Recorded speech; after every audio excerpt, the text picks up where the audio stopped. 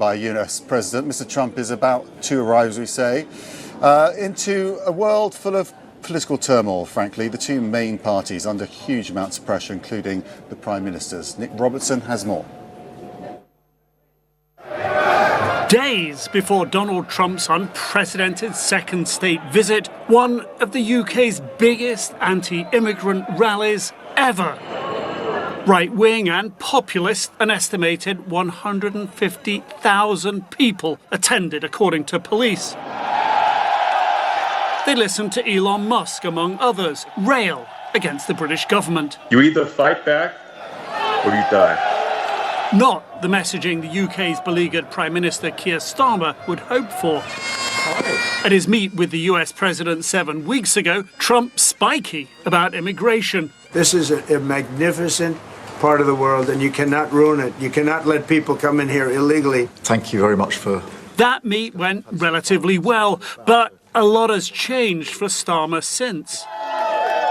His deputy, Angela Rayner, quit over tax irregularities nearly 2 weeks ago. So help me God. And last week, Starmer was dragged into the Epstein scandal, firing his ambassador to Washington, Peter Mandelson, over his praise for the convicted sex offender. Starmer's judgment questioned on both counts. His biggest political rival, Trump friend, right-wing populist Nigel Farage, joyous. I think there is every chance now of a general election happening in 2027, and we must be ready for that moment. Small solaces for Starmer. Farage's Reform UK party is nowhere near ready, and Trump unlikely to want Epstein mentioned. But the guild is coming off Starmer less the winner type Trump likes, appearing more like a leader on borrowed time. His Labour Party reportedly plotting a replacement, although not until next year. Meantime, Farage building Republican support at a congressional hearing 2 weeks ago, trash-talking the perceived lack of freedom of speech in the UK. And you would be doing us and yourselves and all freedom-loving people a favour if your politicians and your businesses said to the British government, you've simply got this wrong. Starmer knows while Trump is starstruck by the UK monarchy, his White House is ill-disposed to the government. In Britain and across Europe, free speech, I fear, is in retreat. If you're running in fear of your own voters, there is nothing America can do for you. Starmer counting on splashy trade talk announcements to jolly Trump and critics along.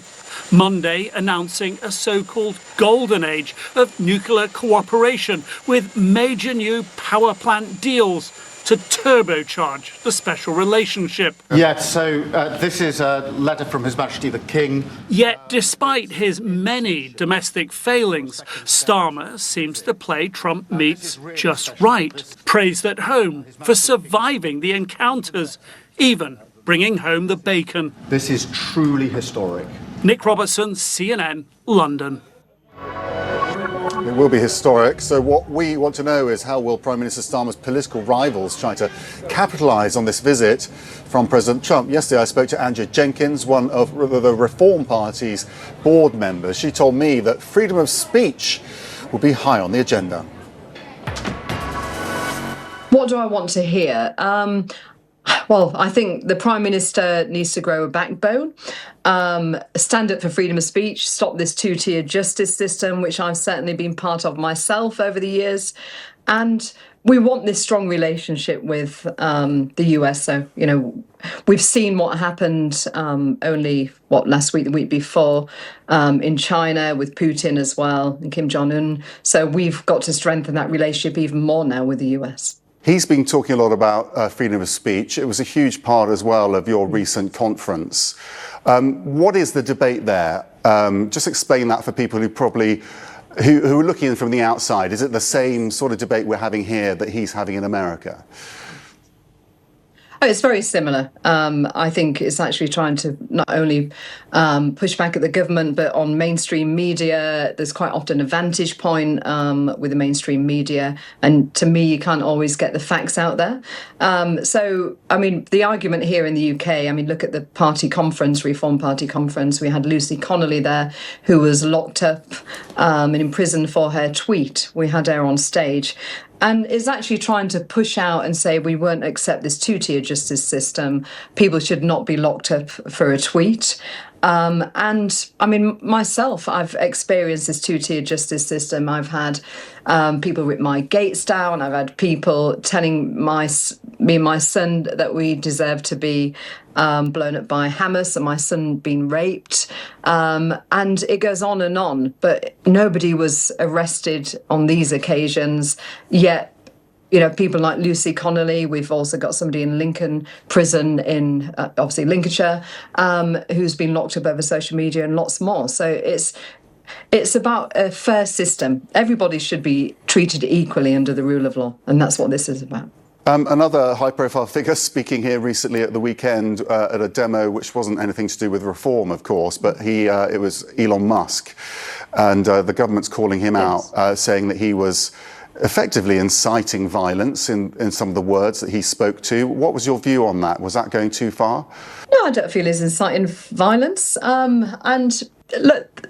Well, he was calling for fight. You know, you've got to fight back. The majority of people there was just at their wits' end, protesting in a calm manner. But you will always get some people who want to cause trouble, in whether it's left or right, won't you? But predominantly it was peaceful, and you know, good on Elon speaking. You know, he was speaking to people calling for violence? Who wanted to hear him speak. Well, I mean, I didn't personally watch his speech. I was helping my disabled sister moved house this weekend, so I didn't sit and watch. I haven't seen any of the news coverage over any few bits online. Well, he said you've either got to fight back or die. I mean, they were strong words, and they were a small part of the speech, to be fair. In that a figure of speech. I mean, I myself, during Brexit years, we got to fight for democracy, you know, people democratically voted for Brexit. It seems okay. It's okay if the left use that kind of language, but not the centre-right. You know, this is just about, it's passion. It's actually believing in what you're saying. The word fight doesn't mean to physically go out there and thump somebody, does it? Just one final question.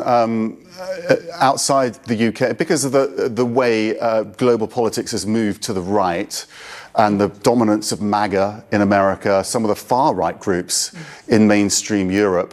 How does reform fit into that? Because I know you don't like the label of far-right. How do you feel about being part of the MAGA movement? I mean, where do you fit for people that don't fully understand where you are? No, I think... I blame the mainstream media for calling us far right. I mean, my political views haven't changed since I was first elected as a Tory MP in 2015, or when I was first a Tory councillor in 2009.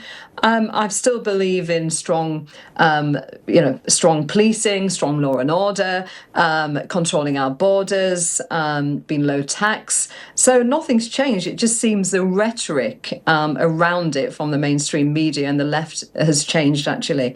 So I haven't changed. It's the rhetoric. Am I proud to be of the MAGA movement? What's been wrong being proud of our country? You know, make Britain great again. Who would not want to do that?